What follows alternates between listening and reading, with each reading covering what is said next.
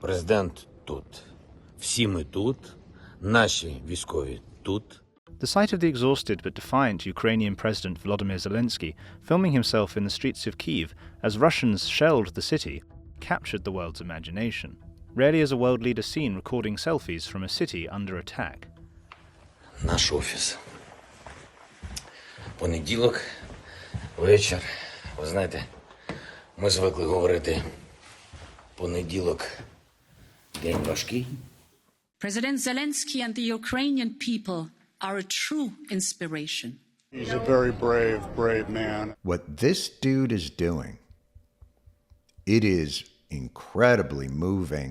Russian forces far outnumbered Ukraine's army, and Zelensky's prolific online and social media messaging in the first crucial days of the invasion helped galvanize widespread support for Ukraine.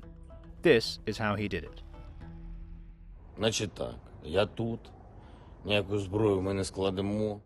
Until Russia invaded Ukraine, Volodymyr Zelensky was, to most people, simply a supporting character in the first impeachment of former US President Donald Trump in 2019.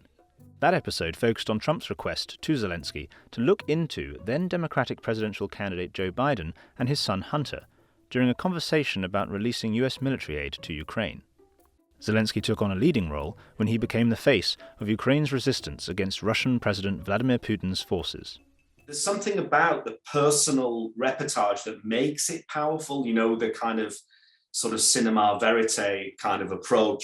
Andrew Chadwick is a political scientist based in the UK who studies the role of the internet and new media in political communications. He was very effective at communicating to the public that are in the nations that he needed to get on side, partly because he knew that it was important to reach them so that they would put pressure on their governments. The 44-year-old spoke regularly with Western leaders, imploring them to step up their actions against Putin and grant the country admission to NATO. Одні ми на самоті з Росією ми просто не зможемо. Zelensky was particularly effective, I think, in cutting through in a way that often is difficult to do in a military conflict, using direct video communication that he knew was likely to be circulated on social media. There's a certain emotionality involved in his communication as well. Ми боремося за наші права, свободу, за життя.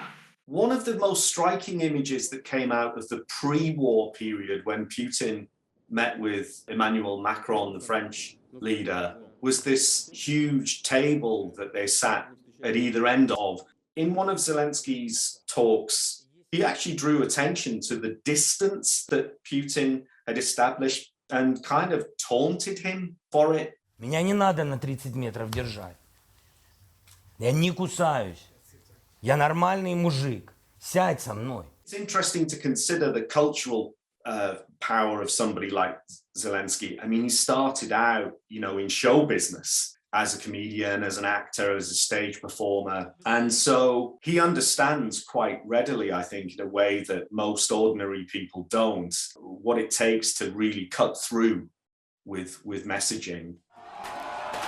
Before he was elected president in 2019, Zelensky was best known for his television role as an ordinary schoolteacher accidentally catapulted into power. Доброе утро, господин президент. The show, Servant of the People, ran for 4 years, making him a household name in Ukraine. Clips from Zelensky's past as an entertainer, including an appearance on Ukraine's version of Dancing with the Stars, were widely shared online after war broke out.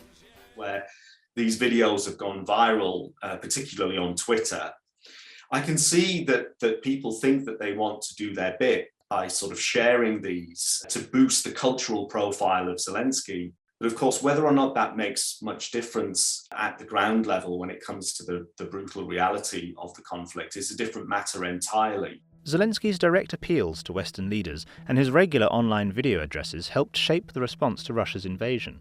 Harsher economic sanctions against Russia followed a call with allies in which Zelensky told those present it might be the last time they saw him alive, according to several diplomats.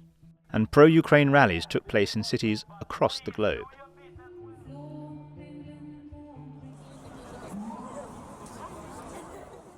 I think the whole world has recognized that the power of one person, President Zelensky, to motivate a nation has been demonstrated in a way we will not forget. I think what's happened is that digital media and social media have changed the game of warfare and wartime communications, and they've democratized it. And that makes these kinds of conflicts very different from the traditional understanding of conflicts that we inherited from the 20th century. And Zelensky recognized that.